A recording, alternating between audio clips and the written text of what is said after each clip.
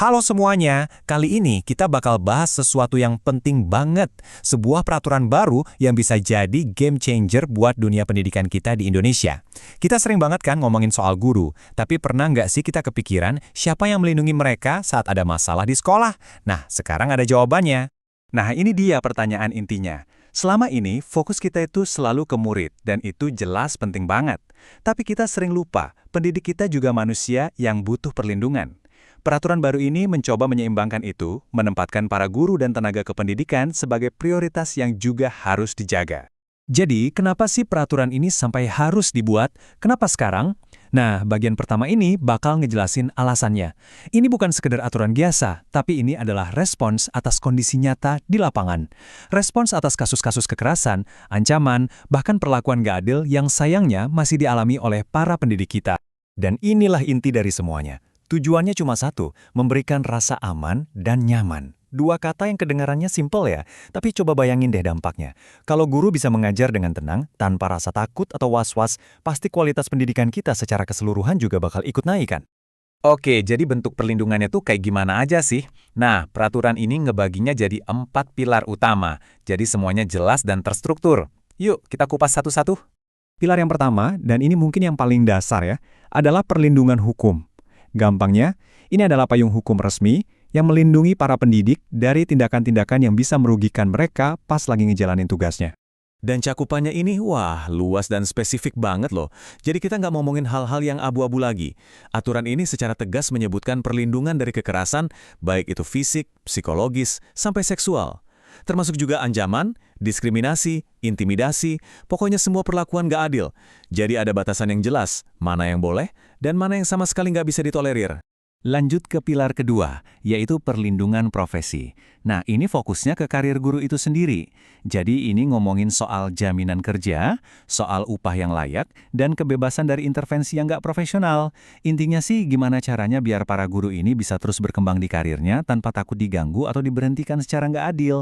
Pilar ketiga adalah K3, keselamatan dan kesehatan kerja. Ini mungkin kedengeran teknis, tapi ini penting banget. Ini soal hal-hal nyata di sekolah, misalnya perlindungan dari kecelakaan di lab, keamanan dari ancaman pihak luar, sampai mastiin lingkungan kerja itu sehat. Karena sekolah itu harus jadi tempat yang aman, bukan cuma buat murid, tapi buat semua orang di dalam. Dan pilar terakhir ini jujur keren banget dan pas sama zaman sekarang. Perlindungan haki atau hak kekayaan intelektual. Sering banget kan kita lupa kalau guru itu juga seorang kreator. Mereka bikin modul, nulis buku, bahkan bikin metode ngajar baru.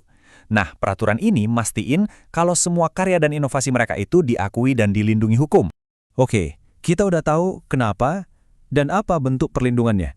Sekarang, pertanyaan terbesarnya, gimana caranya? Gimana semua ini bakal dijalankan di lapangan?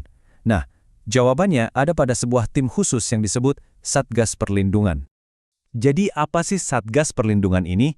Gampangnya anggap aja mereka ini semacam pasukan khusus atau tim gerak cepat untuk para guru. Tim ini ada di berbagai level, dari daerah, organisasi profesi, sampai tingkat nasional. Dan tugas utama mereka yaitu mastiin peraturan ini beneran jalan, bukan cuma jadi tulisan di kertas. Dan tugas mereka ini serius banget loh. Merekalah yang bakal kasih bantuan hukum, sosialisasi ke sekolah-sekolah, menerima laporan kalau ada masalah, sampai ngecek terus apakah program perlindungan ini beneran efektif atau enggak. Mereka ini mesin penggeraknya. Satu hal yang paling saya suka dari peraturan ini adalah penekanannya pada tanggung jawab bersama. Jadi melindungi guru bukan cuma tugasnya pemerintah pusat. Bukan. Ini adalah kerja bareng-bareng yang melibatkan semua. Pemerintah daerah, masyarakat sekitar, organisasi profesi, dan sekolah itu sendiri. Semuanya harus ikut andil dalam ekosistem perlindungan ini. Sekarang kita masuk ke bagian yang paling praktis, bagian yang ngasih kekuatan langsung ke para pendidik. Gimana sih caranya kalau mau lapor? Gimana alurnya kalau mereka butuh bantuan? Prosesnya dirancang biar jelas dan gak ribet. Ada 4 tahap utama. Pertama, pengaduan diterima. Kedua, laporannya diperiksa kebenarannya. Ketiga, Satgas bakal kasih kesimpulan dan rekomendasi solusinya. Dan yang paling penting, keempat, ada tindak lanjutnya. Jadi nggak ada lagi ceritanya laporan masuk terus hilang entah kemana. Nah, untuk penyelesaiannya, ada 2 jalur utama yang bisa dipilih. Jalur pertama itu lewat non-litigasi, yang lebih ngedepanin musyawarah dan mediasi, cari jalan tengah gitu. Tapi kalau cara damai nggak berhasil, jalur kedua, yaitu proses pengadilan, selalu terbuka sebagai pilihan. Ini nih, pertanyaan penting. Gimana kalau laporan kita dicuekin atau nggak ditanggepin?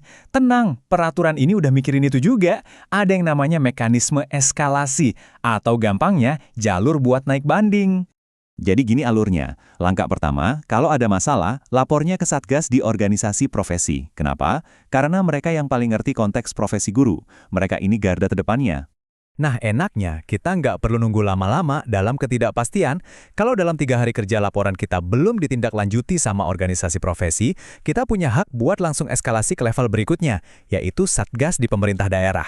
Ada batas waktunya, jadi prosesnya nggak ngegantung. Dan kalau misalnya nih, di tingkat daerah pun masih mandek, masih ada jalan terakhir.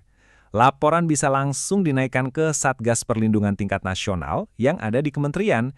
Ini semacam jaring pengaman paling atas yang mastiin setiap laporan pasti ada yang nanggepin. Oke, setelah kita bedah semua detailnya, yuk kita coba mundur sedikit dan lihat gambaran besarnya. Apa sih arti semua ini buat masa depan sekolah-sekolah di Indonesia? Ujung-ujungnya, semua aturan teknis tadi, semua mekanisme yang kelihatannya rumit itu, kembali ke satu tujuan sederhana ini, untuk memberikan rasa aman dan nyaman. Kutipan langsung dari pasalnya, ini ngingetin kita lagi kalau inti dari semua ini ya tentang manusia. Tentang menciptakan lingkungan di mana para pelindung ini akhirnya merasa dilindungi. Dan saya mau menutup pembahasan kita kali ini dengan sebuah pertanyaan. Peraturan ini kan baru di atas kertas ya, cuma teks hukum. Pertanyaannya sekarang buat kita semua. Apa yang harus kita lakukan sebagai pemerintah, masyarakat, dan juga para pendidik sendiri untuk mengubah tulisan ini jadi kenyataan di setiap sudut sekolah di seluruh Indonesia? Yuk, kita pikirin bareng-bareng.